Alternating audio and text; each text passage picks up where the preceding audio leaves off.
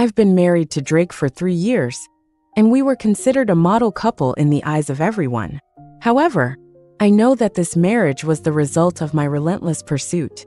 I loved him for 7 years, but he never loved me. His heart only belonged to his first love.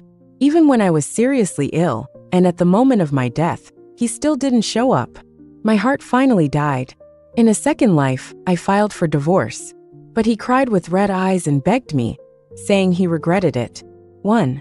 I've died once. Not just physically, but emotionally too. I chased Drake for 7 years, and was married to him for 10 whole years, and in the end, all my sincerity was fed to the dogs. Everyone said that Drake and I were a match made in heaven, and I used to think so too. He was superficially gentle towards me, but never truly cared. Always accommodating my requests but never taking the initiative. He was impeccable in his actions but lacked warmth. I originally thought that was just how he was, until his first love, Leona, returned to the country. She was a flamboyant, stunning beauty, completely different from me, a quiet person. And only then did I realize that he could also be so sincere, passionate, full, and proactive.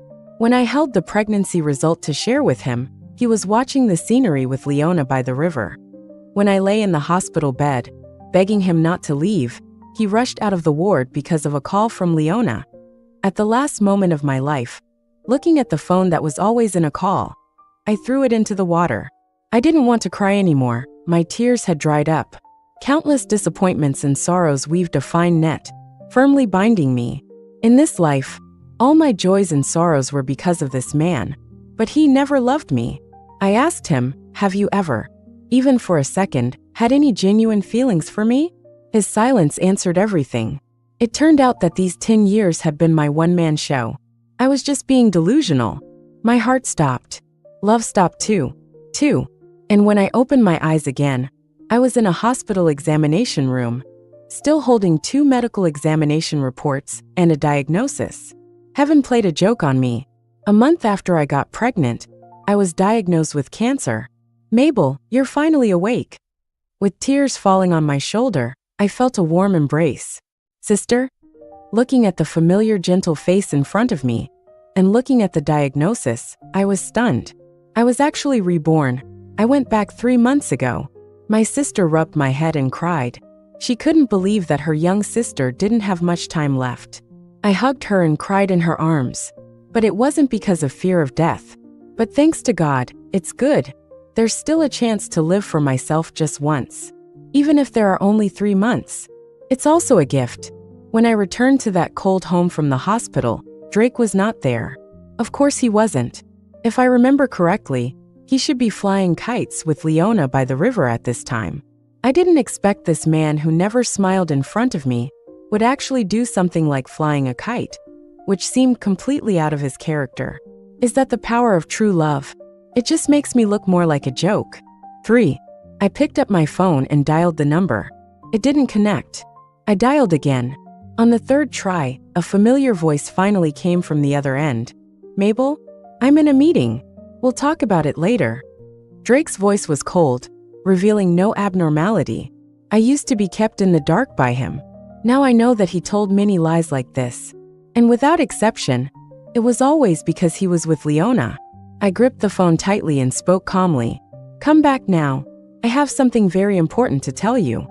There was a silence on the other end. "Don't be unreasonable. I'll go back when I'm done with work. Don't wait for me to eat dinner tonight." Beep, the phone hung up. And in the last second before the phone disconnected, I heard a woman's sweet laughter from the other end. "Drake, where are we going to play later?" I held the phone and laughed. I was really blind in my previous life. I actually hypnotized myself time and time again. Thinking he was busy, he didn't have time. He had his reasons. Now I just want to laugh. I decisively found the marriage certificate in the cabinet and went into the bedroom to pack my luggage one by one. I took off the usual white cotton linen shirt and changed into a completely black but gorgeous suspender dress and put on the most beautiful and intense makeup, I thought. Before marriage, although I was quiet, I loved music and rock, and I often wore heavy makeup and appeared at various music festivals. After marriage, in order to try my best to play the role of Drake's wife, I had to give up my career and hobbies, only wearing the most simple white cotton linen and quietly and obediently being a good wife. But today was different. I was really tired of pretending to be this gentle and virtuous wife. And I don't want to play boring house games with anyone anymore. I want my freedom back. 4. I don't have much stuff, just a few clothes, some toiletries, and a suitcase is enough. I printed out 2 copies of the divorce agreement and put them on the coffee table. Just then the door was pushed open. Drake walked in. He saw me, his face darkened, and he naturally scolded me. "What tricks are you playing dressed like that? I told you I was busy. Go change your clothes quickly. How can you look like a wife at all?" I sneered. He actually thought I was throwing a tantrum. I looked at him and walked towards him slowly. He frowned and took a step back. "Mabel, what are you doing?" He had the scent of a woman's perfume on him, and there was a pink lipstick mark on his neck. I laughed very loudly. Drake looked at me like I was crazy, and his tone was unpleasant. "Mabel, what's wrong with you?" Looking at this man I've loved for so many years, his dislike was written all over his expression of disgust and impatience. Time and time again, so obvious, and yet I, like a fool, plunged into it, exhausting myself. I finished laughing at myself for being so stupid and naive. I heard my own voice, speaking in the calmest tone I've ever used in these 20 years. "Drake, let's get a divorce." 5. After a brief silence, "What did you say?" Drake narrowed his eyes, as if he couldn't believe that someone who had always obeyed him would say such a thing. His face turned cold instantly. "You were the one who begged me to get married, and now you're the one talking about divorce. What are you trying to do?" I ignored him and laughed to myself. "Yes, I was the one who pestered you, so I deserve it. Now I've figured it out. I don't want to pester you anymore. It's good to make room for Leona, isn't it?" He was suddenly a little flustered, his eyes darted around, and he paused. "She and I are just work colleagues, nothing more." Just then the doorbell rang. Drake didn't move. I walked over and opened the door. Leona saw me. Her expression froze for a moment. Then she put on an impeccable smile, looking enthusiastic and generous. She smiled and stood at the door. "Hello, I'm Drake's colleague. He left something at my place." I took a look. It was Drake's most commonly used brooch. I looked up at her, her eyes hidden a hint of defiance and comparison. I smiled at her and dragged my suitcase out. "I'm leaving, he's inside. You guys can chat." Leona was a little surprised, but she didn't say anything. I turned and went into the elevator, watching Leona go into the house, and Drake didn't come out to find me. The last bit of hope in my heart finally disappeared completely. I took out my phone and edited a text message. "Contact me when the divorce agreement is signed. See you directly at the Civil Affairs Bureau." Drake didn't reply. The sun was shining outside, reminding me of this time 3 years ago, when I walked in with a joyful mood, and now, I was going out with dignity. I dragged my suitcase and tried to jump a few steps, trying to find the feeling of my youth. But suddenly a sharp pain came, and I fell directly to the ground. Blood began to flow from the root of my thigh. I was sent to the hospital by passers-by. Lying in the hospital, there was the smell of disinfectant all around. Drake came this time. His shirt was wrinkled, and it looked like he had rushed out when he received the call. He sat on the bed and looked at me, and his first words were a question. "Why didn't you tell me?" Listening to this blaming tone, I lay down and started laughing so hard that my abdomen started to hurt again. Drake looked at me incredulously. I must look like a lunatic now. I stopped laughing and said coldly, "When can President Drake's calls get through? You're either in a meeting or on a date. How dare I disturb you?" He was startled, but it wasn't that he felt he was wrong, or that he was really reflecting on anything. But he was incredible that the woman who used to be obedient to him would say such sarcastic words. And he was angry to be offended by a woman who used to adore him. His face was ugly, and he subconsciously got up to leave. But because of the eyes of the people around him, and my identity as a miscarriage patient, he stood for a while and then sat down again. "Don't make a fuss, okay? Mabel, nothing happened between me and Leona. You're just too sensitive. I'll explain to you when we get home." 6. Too sensitive. I no longer wanted to pay attention to his boring excuses. If the hospital hadn't contacted this legally undivorced object, I wouldn't even want to tell him about these things. In the past, when I was confronted with his questioning, I might feel wronged, and I might burst into tears immediately. But at this moment, I felt genuinely tired. I closed my eyes and stopped talking. Drake noticed that I was different from usual. He was silent for a while, then reached out and took my hand. This was the first time he had taken my hand on his own initiative. He awkwardly comforted me. "Mabel, don't worry. We will have another child." Strange. Even though my tears had dried up, my nose was still sore. Yes, he cares about the child. He cares about his career. But he just doesn't care about me. I felt the temperature from his hand and the unclear emotions in his eyes. And I was about to say something. His phone suddenly rang. He looked at me, then at his phone. He went out to answer it. His voice came faintly from outside the room. "I'm at the hospital." "What? Where are you? Don't be afraid." "Okay, I'll be right there." He came back in and looked at me apologetically. "Sorry, Mabel, there's something urgent at the company. I've already hired a nanny for you. She'll come to take care of you later." The impulse I had just felt a sore nose instantly turned into numbness. This wasn't the first time, and it wouldn't be the last. I've gotten used to him leaving me at any time. I don't matter at all, do I? Then why pretend and lie? Isn't that disgusting? Looking at his feigned concern, I suddenly felt a little nauseous. Ugh, I vomited, but I hadn't eaten anything. My mouth was full of blood. I was dizzy and wanted to find a piece of paper to wipe my mouth, but I fell off the bed. Perhaps my appearance was too scary. Drake stopped walking. He quickly called the doctor and nurse and rushed over to help me up. My brain was dizzy, and the extreme physical pain made it difficult for me to break free from the arms of this man who disgusted me. He held me with a cold sweat on his face. "Mabel. Mabel, can you hear me? Mabel." I was dazed and let out a self-mocking laugh before I fainted. "Drake, meeting you is really the worst luck in 8 lifetimes." 7. I was pushed into the operating room in a daze. I lay there for over 10 hours. When I woke up, I saw my sister. She had been crying so much that she was a mess, her face full of tears. I reached out and stroked her arm comfortingly. She quickly wiped away her tears, and I sat up from the hospital bed and hugged her. "Sister, it was my fault. I didn't listen to your advice and insisted on marrying someone who didn't love me." She started sobbing again. Our parents died early, and we had always depended on each other to grow up. We had a very good relationship. When I was about to get married before, she had been trying to persuade me, but I was like someone poisoned by a love brain. Regardless of the consequences, I had to insist on a relationship that didn't belong to me. How stupid I was. I touched my sister's swollen eyes. "Shall we get a divorce and live together, sister? You won't dislike me for being a patient, will you?"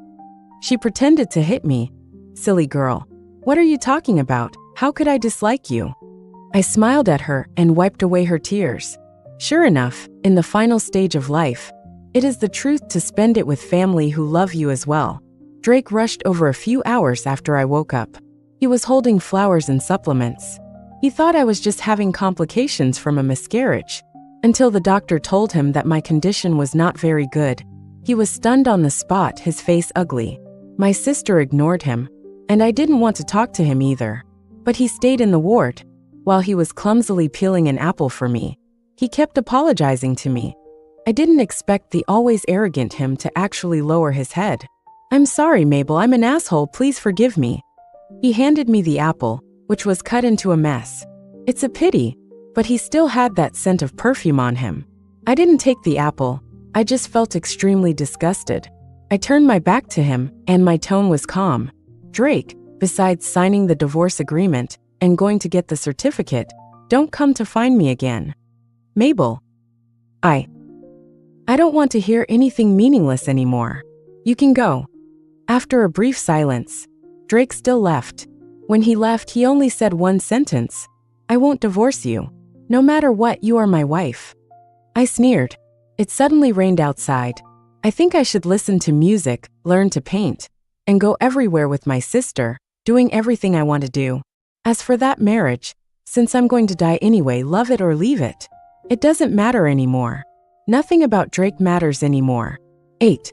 After I strongly requested to be discharged from the hospital, they saw that my condition was stabilizing and let me go.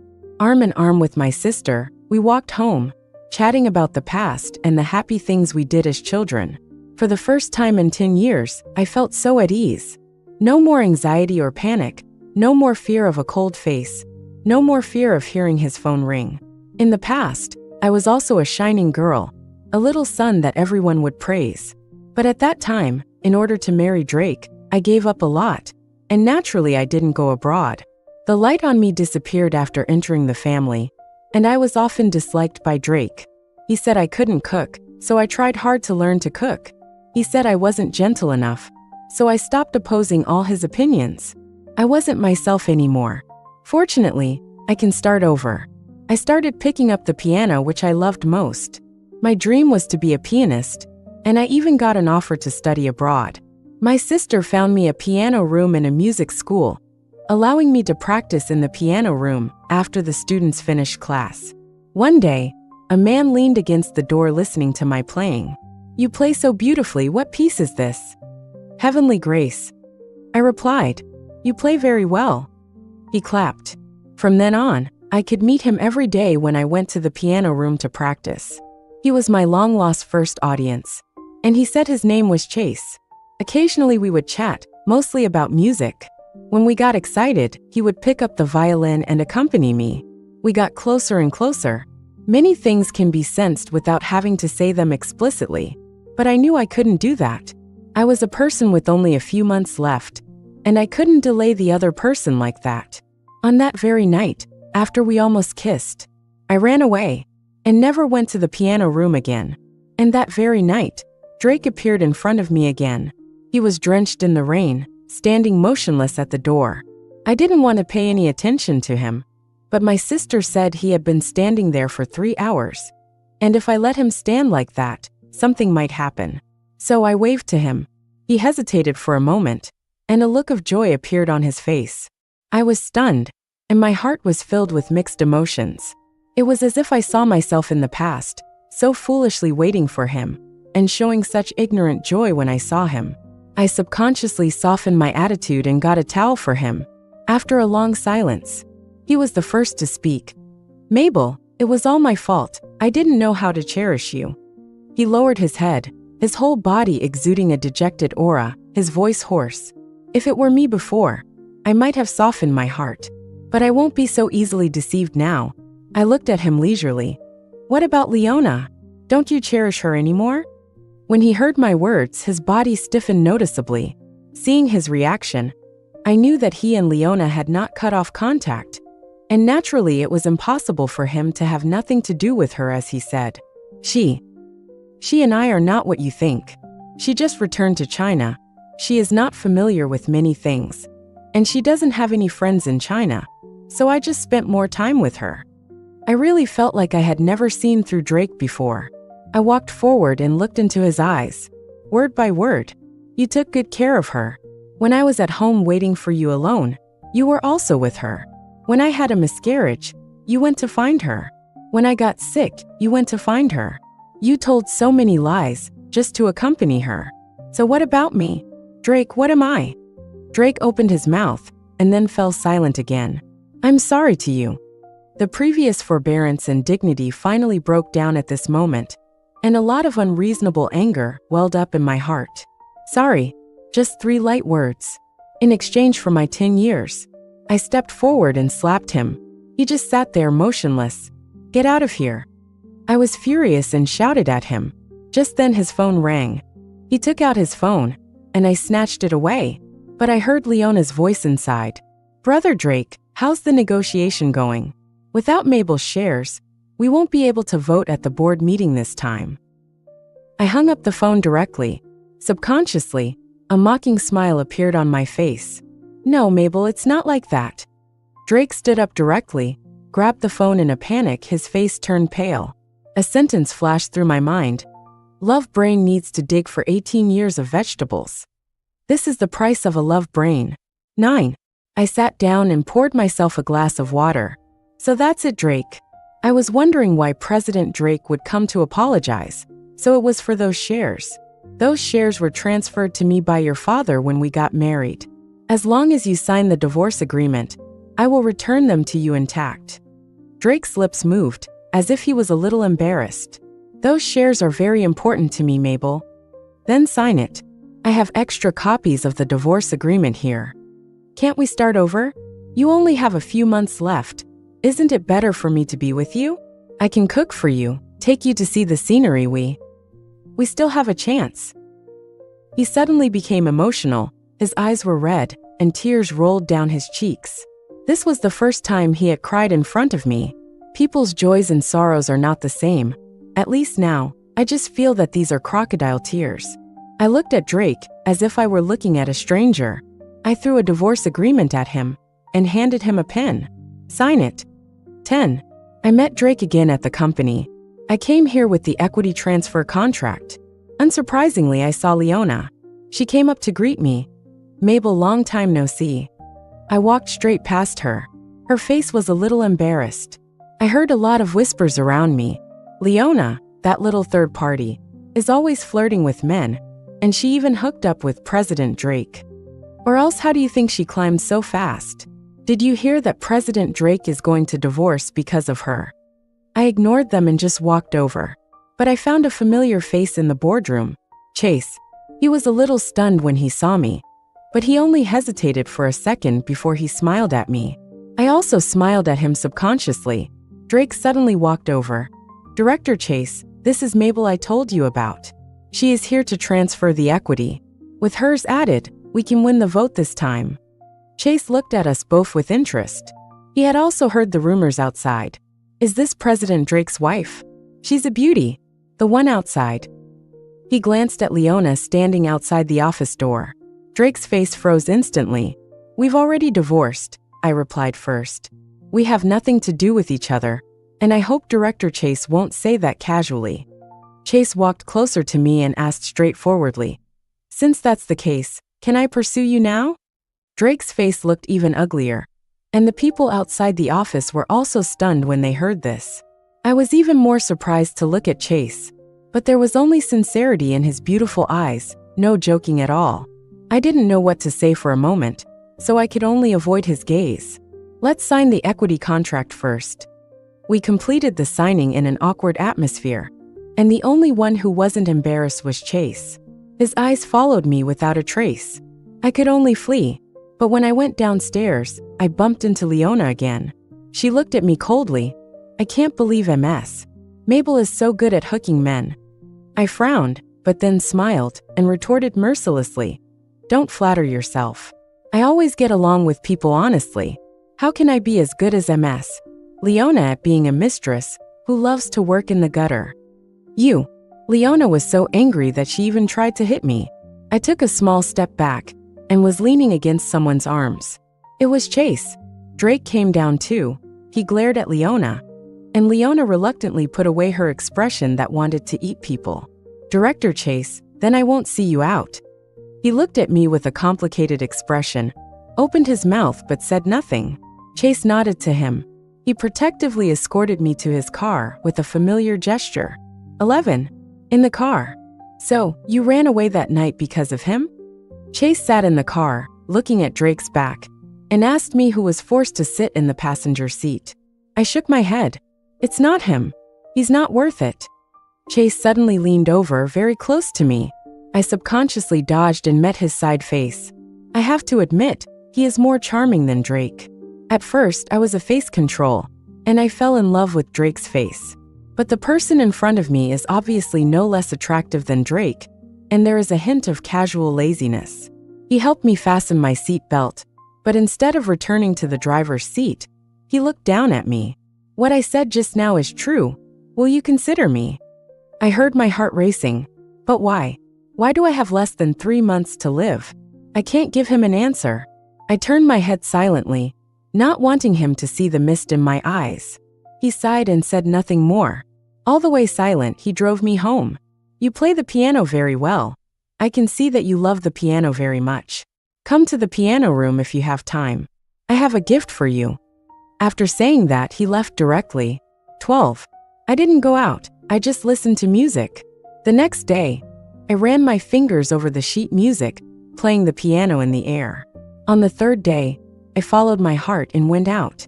But I saw a figure I didn't want to see at the door. Drake was sitting on the flower bed at the door.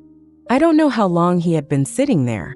When he saw me, he walked towards me and handed me a box of pastries. Mabel, this is the osmanthus cake you love. I waited in line for a long time to buy it for you.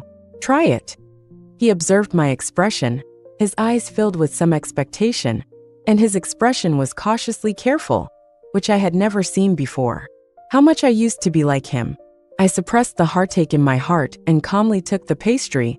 I'll take the pastry, Drake. Don't come looking for me anymore, we're over.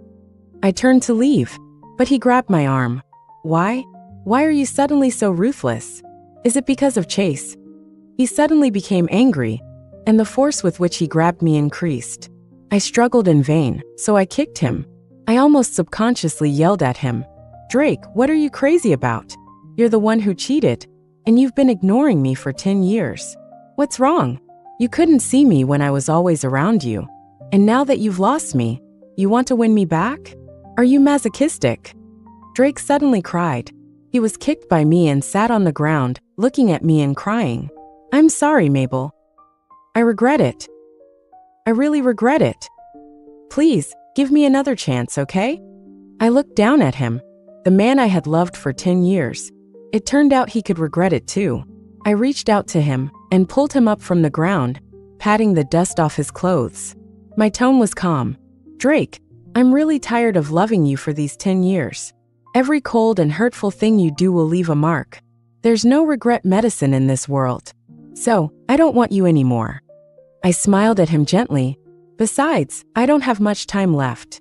At least in this last time, I want to live for myself. 13. After sending Drake away, I suddenly felt relieved. What I just said was for him to hear, but also for myself to hear. I thought of Chase, and of my dream of playing the piano. Why not give myself another chance? If you want a dream, even if it's just like a moth to a flame, burning yourself out is considered a win.